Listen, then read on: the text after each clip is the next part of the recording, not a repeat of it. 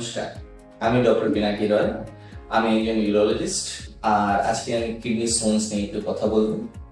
তো ফার্স্ট জিনিস, kidney Stones কিভাবে হয়। তো আপনার যদি বডিতে মিনারেলস যেটা থাকে, ক্যালসিয়াম অক্সালেট, এটা আপনার কিডনিতে জমা হতে হতে এটা আস্তে আস্তে বড় হতে হতে কিডনি স্টোনস হয়ে যায়। এখন রিনাল স্টোনস কেন? রিনাল স্টোনস আপনার হয় জেনারেলি ডিহাইড্রেশন হলে। ডিহাইড্রেশন কেন হয়? অনেক কারণে হতে পারে। আপনি যদি রোদে কাজ করছেন, আপনি যদি জিম করছেন, এই যে কোনো সময় যদি আপনি জল খুব কম খাচ্ছেন পরিমাণে, তাহলে রিনাল স্টোনস হওয়ার সবচেয়ে বেশি চান্স থাকে। অ্যাপার্ট ফ্রম দ্যাট, আপনার রিনাল স্টোনস হতে পারে ওবেসিটির জন্য, তাছাড়া কিছু মেডিকেল কন্ডিশনস আছে, ওটার জন্য রিনাল স্টোনস হতে পারে। তো রিনাল স্টোনস এর সিমটমস কি? রিনাল স্টোনস হলে আপনার হতে পারে পেটে ব্যথা হতে পারে, পিঠের দিকে ব্যথা হতে পারে, পেচ্ছাপে রক্ত যেতে পারে, পেচ্ছাপে জ্বালা যন্ত্রণা হতে পারে এবং বমি ভাব হতে পারে।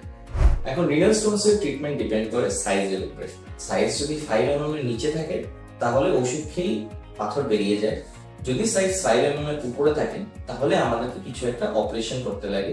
জেনারেলি অপারেশন আপনার ওপেন করে হয় না, এটা পিনহোল সার্জারি বা এন্ডোস্কোপিক সার্জারি দিয়ে ম্যাক্সিমাম কিডনি স্টোনস বেরিয়ে যায়।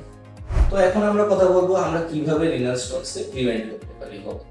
তো যে আমি বললাম কারণ, আপনার জল কম খেলে। সো মোস্ট ইম্পর্টেন্ট, যদি আপনি কিডনি স্টোন হওয়া প্রিভেন্ট করতে চান, আপনাকে জল খেতে হবে। মিনিমাম 3 লিটার্স জল ইজ অ্যাডিকুয়েট যে কোনো অ্যাডাল্টের জন্য। তো this is something you have to take.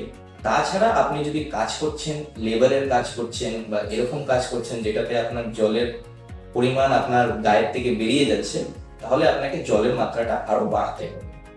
এছাড়া অনেক কিছু আছে, যেমন কি লো প্রোটিন ডায়েট, ওজন ওয়েট কম করা, আর কিছু অক্সালেট থাকা জিনিস কম খাওয়া, বাট সব ক্ষেত্রে নেসেসারি না।